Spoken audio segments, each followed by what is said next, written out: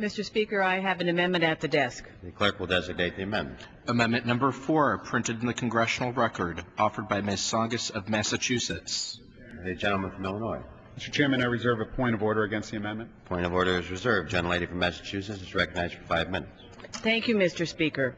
It is my intention to withdraw, however reluctantly, the amendment, but I would like to thank my colleagues on the other side of the aisle for giving me this opportunity to discuss what I believe is a critically important issue for our democracy. My amendment is straightforward. Entities that receive federal funds may not use those funds, be they bailouts, earmarks, grants, or payments for contracts, toward the election or defeat of a presidential candidate.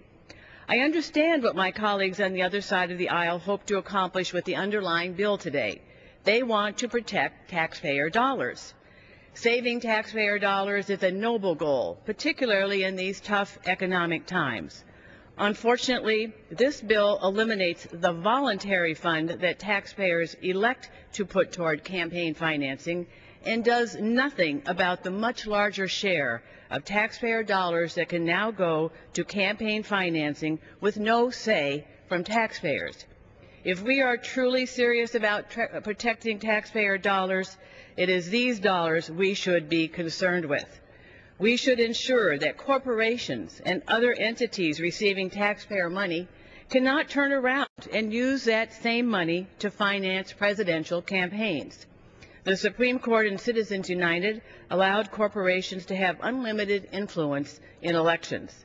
It removed long-standing protections that prevented corporations from making large contributions to candidates, drowning out the voices of everyday Americans trying to participate in our democracy.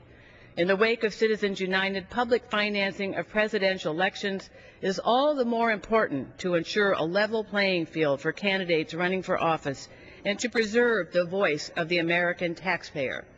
By eliminating the presidential campaign fund, my colleagues across the aisle would increase the influence of special interests in the elections, leaving presidential candidates beholden to large private contributions.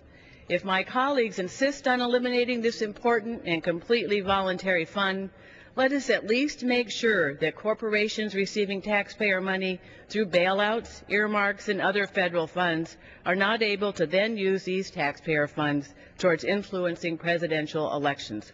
Let us level the playing field and protect all American voters by ensuring that these large private contributions to political candidates aren't funded using taxpayer money.